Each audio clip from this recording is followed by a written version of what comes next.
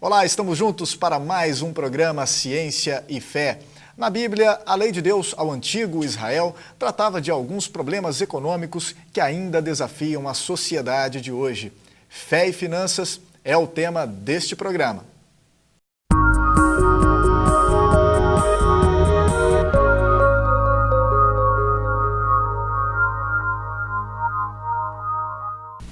Para essa nossa discussão de hoje sobre fé e finanças, nós recebemos aqui o pastor Manuel Sabino Neto. Obrigado mais uma vez pela presença, pastor. Olá, é um prazer estar aqui. Frei Marcelo, pároco da Igreja do Santa Rita, seja bem-vindo aqui ao Ciência e Fé. Muito obrigado pelo convite. E também Walter Anastácio Júnior, administrador com especialização em gestão financeira. Seja bem-vindo também aqui ao programa Ciência e Fé pela primeira vez. Pela primeira vez. Muito obrigado. Obrigado a vocês. Tá certo, então. Para a gente iniciar essa nossa discussão, vamos lá para o Antigo Testamento, Deuteronômio, Levítico. Existem diversos preceitos, né, que, de certa forma, sustentam, né, uma visão econômica, né, na vida daquela comunidade, da comunidade, né, israelita daquele período. Por exemplo, a lei que exigia que os israelitas deixassem parte da sua safra para os pobres, concedessem empréstimos sem juros aos necessitados e também devolvessem terras hereditárias a seus proprietários originais a cada 50 anos. Enfim, isso demonstra, de certa forma, que está no DNA da religião, aí, com R maiúsculo, alguma determinação em torno da vida econômica dos cidadãos ou dos seus fiéis, aí, neste caso? Entendo que sim. A gente percebe aí os pressupostos que nós utilizamos até hoje na economia, né? A gestão financeira. Do ponto de vista teológico, isso ainda é bastante visível na vida dos fiéis, dos cristãos, ou é algo que ficou lá no Antigo Testamento apenas? Observa-se o seguinte, a preocupação de Deus com o ser e a intervenção que ele faz nessa comunidade específica, no caso de Israel, ela visa atingir todas as áreas da vida do ser humano, não apenas alguma área distinta, né? E essa área financeira, econômica, é uma área importante que Deus está a se preocupar com ela. Frei Marcelo? Entendo que essas leis do Antigo Testamento, elas visam não um controle financeiro dos indivíduos, né?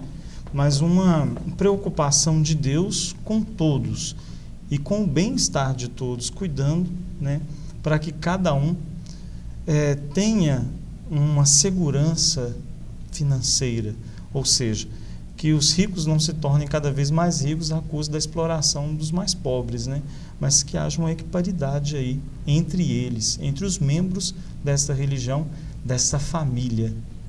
Será que nós perdemos isso aí ao longo desses milhares de anos ou naquela época também existiam disparidades e desigualdades tão grandes quanto nós temos hoje? Pegando carona nessa questão da coletividade aqui do Frei Marcelo e a sua proposta, observa-se que daí a pouco Israel não vai cumprir aquilo que Deus havia determinado. Não.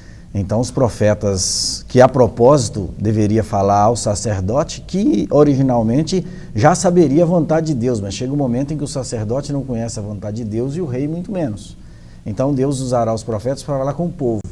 E a reclamação de Deus é uma reclamação pontual. Vocês estão desprezando o órfão, a viúva e o estrangeiro. A propósito, a questão do estrangeiro, por exemplo, Deus leva tão a sério que Israel tem ainda hoje, eles comemoram isso, rememoram a festa dos tabernáculos. É uma semana, morando em tendas, em condições precárias, para que eles não se esqueçam que um dia foram estrangeiros no Egito. E mais, não só se lembrar de que foram estrangeiros, mas que trate bem o estrangeiro naquela terra.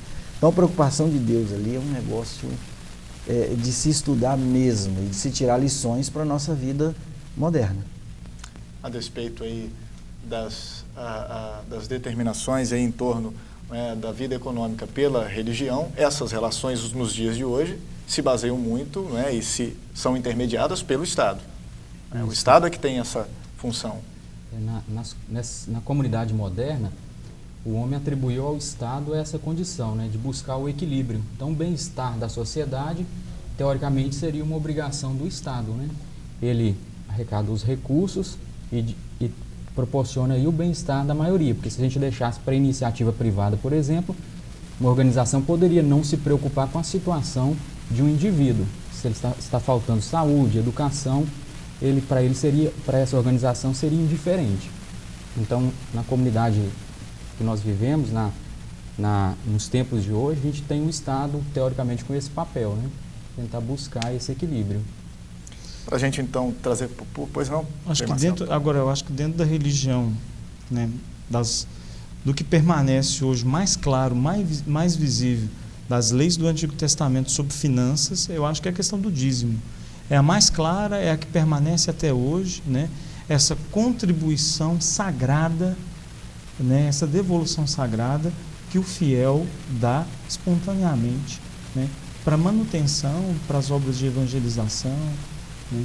Então eu acho que essas leis do Antigo Testamento, a mais presente hoje, que manteve a sua essência, é a lei do dízimo.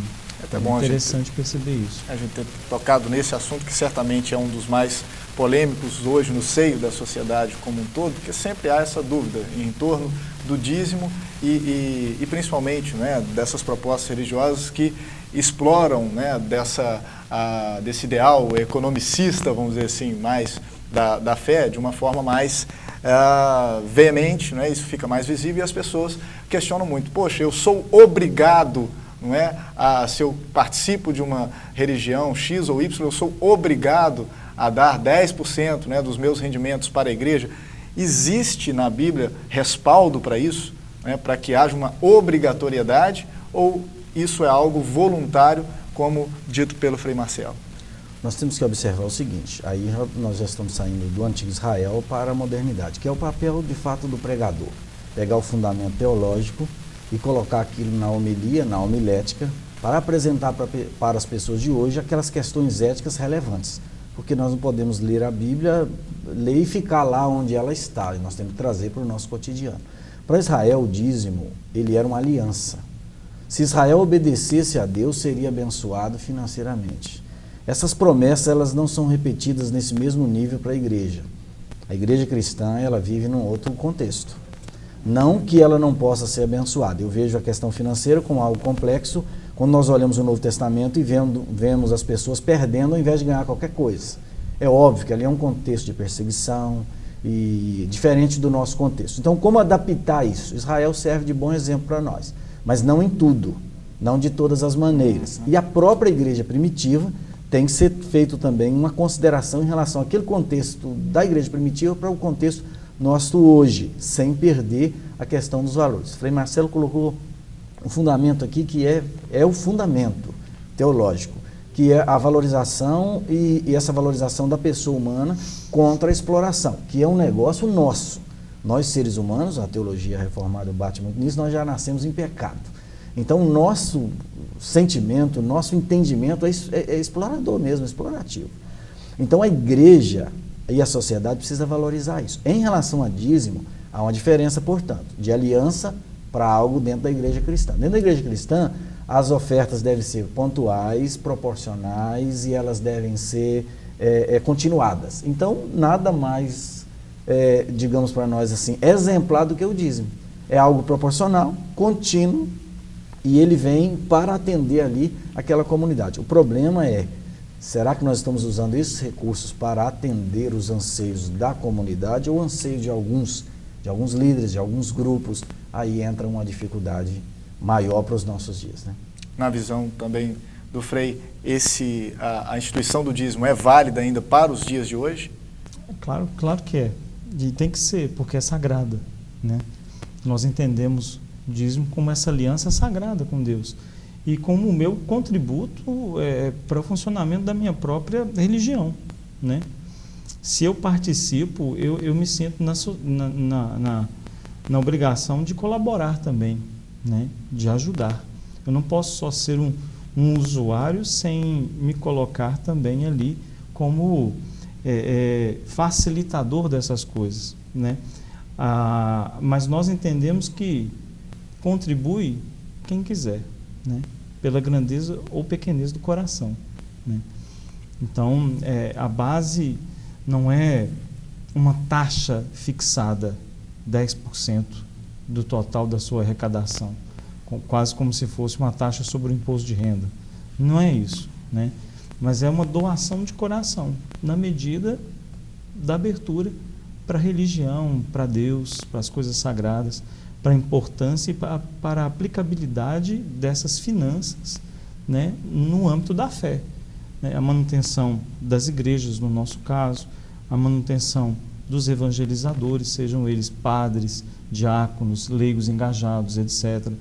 Contribuição para a formação dos catequistas, dos catequizandos, etc.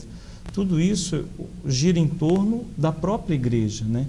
Então, por exemplo, na paróquia, os dizimistas, eles doam um pouco da sua renda para colaborar no investimento da sua própria igreja, da sua própria paróquia.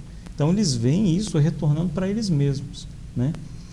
Não pode ser, como alguns fazem, montam, né, uma igreja independente, só dele, né? Não tem uma administração, e aí ele paga água, luz, telefone, e o resto fica com ele, porque ele é dono da igreja. Então, não é isso. Era mais ou menos o que o pastor já sinalizava, né?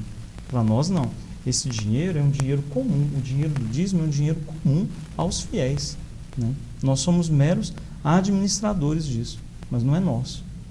Tá certo, a gente vai então ampliar essa discussão já e apimentá-la, na verdade, aí com alguns componentes a mais, lá em Mateus 19, né, que fala lá do camelo, passar pela, né, do rico, passando pela agulha, é mais difícil chegar ao reino do céu, não é, do que se fosse um pobre. Enfim, a gente vai ampliando toda essa discussão, a ética protestante e o espírito do capitalismo também, de Max Weber. Já a gente volta aqui no programa Ciência e Fé.